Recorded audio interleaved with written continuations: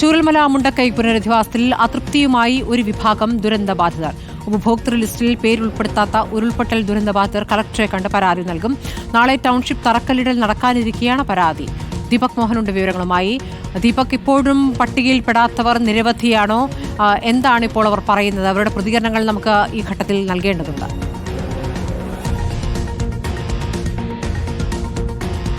ഉരുൾപൊട്ടൽ ദുരന്തബാധിതരുടെ പുനരധിവാസവുമായി ബന്ധപ്പെട്ട് ഒന്നാം ഘട്ട ഗുണഭോക്തൃ പട്ടിക പ്രസിദ്ധീകരിച്ചു എന്ന് സർക്കാർ പറയുന്നു. അതിൽ തന്നെ 242 ഗുണഭോക്താക്കളെ അതിൽ ഉൾപ്പെടുത്തി, എല്ലാ ദുരന്തബാധിതരും അതിൽ ഉൾപ്പെടുത്തിയെന്ന് സർക്കാർ പറയുമ്പോഴും നിരവധി ദുരന്തബാധിതരായ ആളുകൾ ഇപ്പോഴും ഈ പട്ടികയ്ക്ക് പുറത്താണ്. നമുക്ക് ദൃശ്യങ്ങളിൽ കാണാം. വയനാട് ജില്ലാ കളക്ടറേറ്റ് ഓഫീസിന് മുൻപിൽ ഇന്ന് കളക്ടറെ കാണാനെത്തിയ ദുരന്തബാധിതരായ ആളുകളാണ്. സ്കൂൾ റോഡിന് സമീപം താമസിച്ചിരുന്ന, പടവട്ടിക്കുന്നിലൊക്കെ താമസിച്ചിരുന്ന 227ഓളം കുടുംബങ്ങളെ ഇന്നും ലിസ്റ്റിൽ ഉൾപ്പെടുത്തിയിട്ടില്ല എന്നാണ് ഇവർ പറയുന്നത്. എന്താണ് ചേച്ചി, നിങ്ങളുടെ ലിസ്റ്റിൽ ഉൾപ്പെടുത്തിയില്ല? കളക്ടറെ കണ്ടിരുന്നോ നേരത്തെ? കളക്ടറെ കണ്ടിട്ടില്ല ഞാൻ ഇതുവരെ. ഞാൻ ഹോസ്പിറ്റലായതുകൊണ്ട് ഒന്നിനും പോയിട്ടില്ല. ആദ്യമായിട്ടാണ് വരുന്നത്. ലിസ്റ്റിൽ ഉൾപ്പെടുത്തിയിട്ടില്ല? ഇല്ല, ഉൾപ്പെടുത്തിയില്ല. ഞങ്ങൾക്ക് ഒരു വീട് ആവശ്യമാണ്. ഞങ്ങൾക്കൊരു വീട് വേണം. എങ്ങനെയായാലും ഞങ്ങൾക്ക് ഇത്രയും കുടുംബങ്ങൾക്ക് അവിടെ ജീവിക്കാൻ പറ്റില്ല. വെള്ളമില്ല. വെള്ളം എന്ന് പറയുന്ന സാധനമില്ല. നമ്മൾ അവിടെ പോയിട്ട് നമ്മൾ വെള്ളം മേടിച്ച് കയ്യിൽ ഒരു കുപ്പി കൊണ്ടുപോകണം, എന്നാലേ നമുക്ക് കുടിക്കാൻ കഴിയുള്ളൂ.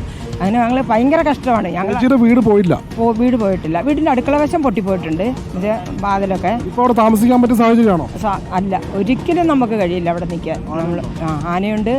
ആനയൊന്നും നമ്മുടെ വീട്ടിൽ കയറില്ല. ഇപ്പോൾ ആന വീട്ടിൻ്റെ മുറ്റത്ത് കയറി വീടിൻ്റെ പകുതി ഇടിഞ്ഞ് നിൽക്കുക ആന ചവിട്ടിയിട്ട്.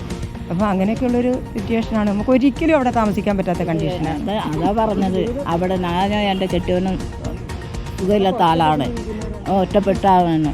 പിന്നെ പക്ഷേ അവിടെ താമസിക്കാൻ പറ്റില്ല. വീടുണ്ട്, വെള്ളം കയറിയിട്ടുണ്ട്, മണ്ണ് ബാക്കിൽ ഇതാ നമ്പർക്ക് നല്ലപോലെ അറിയാം. വീട് ഇടിഞ്ഞ് വന്നിട്ടുണ്ട്, മണ്ണ് ബാക്കിലുണ്ട് അടുക്കള ഭാഗം. അവിടെ പോയി താമസിക്കാൻ പറ്റില്ല. ഒരു മണി രാത്രിക്കൊക്കെ വയ്യാതെ വന്നാൽ നമുക്ക് വണ്ടി വിളിക്കാൻ പോലും വണ്ടിക്കാർ വരില്ല. നമ്മൾ ഒരു 5-6-7 ചവത്തിൻ്റെ മേലെയാണ് ചവിട്ടിക്കൊണ്ട് ഞങ്ങൾ പോകേണ്ടത്. അതായത് വണ്ടി വിളിച്ചാൽ തന്നെ വണ്ടിക്കുള്ളി കൊടുക്കാനും പൈസ കാണൂല, പണിയില്ല, തൊഴിലില്ല. ഇവർ പറയുന്നത് ഇവരുടെ ഉപജീവന മാർഗം മുട്ടി ആ ഭാഗത്തേക്ക് റോഡില്ല, കറണ്ടില്ല, വെള്ളമില്ല. ഇപ്പോൾ വന്യജീവികളുടെ ശല്യവും രൂക്ഷമായിരിക്കുകയാണ്. എന്നിട്ടും ഇവരെ ലിസ്റ്റിൽ ഉൾപ്പെടുത്തിയിട്ടില്ല. ഇത് പുഞ്ചിരിമട്ടത്ത് മുൻപ് താമസിച്ചിരുന്ന ഉരുൾപൊട്ടലിൽ മരിച്ച സുദേവന്റെ സഹോദരൻ സഹദേവനാണ്. ലിസ്റ്റിൽ പേര് വന്നോ? ഇല്ല സാറേ, പേര് വന്നിട്ടില്ല. 2 പ്രാവശ്യം വന്നതായിരുന്നു, പിന്നെ വന്നിട്ടില്ല. അപ്പോൾ നമ്മളെ തറവാട് ഫുള്ളും പോയി 5 പേരും നഷ്ടപ്പെട്ടല്ലോ. എനിക്ക് പുഞ്ചിരിമട്ടത്തൊരു 50 സെൻറ്റ് സ്ഥലത്ത് എനിക്കൊരു 6 സെൻറ്റ് സ്ഥലമുണ്ട്. 6 സെൻറ്റ് സ്ഥലം എനിക്ക് അമ്മ വീട് വെക്കാൻ തന്നതാണ്. നീതി അടച്ച പേപ്പറും കാര്യങ്ങൾക്ക് കയറി ഇറങ്ങാത്ത സ്ഥലങ്ങളില്ല. അപ്പോൾ തറവാട് വീട് പിന്നെ ചെറിയ അനിയൻ്റെ പ്രഭാത് പറഞ്ഞ ആളെ കയ്യിലായിരുന്നു. പിന്നെ 2-3 മാസമായി സുദേവന് അവിടെ പണിയായതുകൊണ്ട് അവിടെ കൊടുത്തതാണ്. അപ്പോൾ അതടക്കം നിശ്ചയിച്ചിരിക്കുകയാണ്. അപ്പോൾ അനിയൻ്റെ കാർഡിൽ അമ്മ അവിടെ നിന്നാണ് മരിച്ചത്. പ്രഭാതും അമ്മൻ്റെ കാർഡ് ഒന്നാണ്. എന്നിട്ടും ആ വീട് പിന്നെ ഗവൺമെൻറ് നമുക്ക് നിശ്ചയിച്ചിരിക്കുകയാണ്. അതിൻ്റെ ഒരു കാരണം കൊണ്ട് എനിക്ക് 2 പെൺകുട്ടികളാണ്. എൻ്റെ 6.5 സെൻറ്റ് സ്ഥലം കുറ്റിയടിച്ചതിന് അത് പൂർണ്ണമായി ഒലിച്ചുപോയി. അതിൻ്റെ നീതി അടച്ച പേപ്പറും എല്ലാ പ്രൂഫും ഉണ്ട്. എനിക്കൊരു വീട് അനുവദിച്ച് തരണം എന്നാണ് എനിക്ക് പറയുന്നത്. വേറെ ഇന്ത്യ രാജ്യത്ത് എനിക്കൊരു 5 സെൻറ്റ് സ്ഥലമല്ല. എനിക്കിപ്പോൾ ഇല്ലെങ്കിലും 3-ാം ഘട്ടമായോ 4-ാം ഘട്ടമായാലും എനിക്കൊരു വീട് അനുവദിച്ച് തരണം എന്നാണ് പറയുന്നത്. എനിക്കിനി തലയയക്കാൻ വേറെ ഇടങ്ങളില്ല.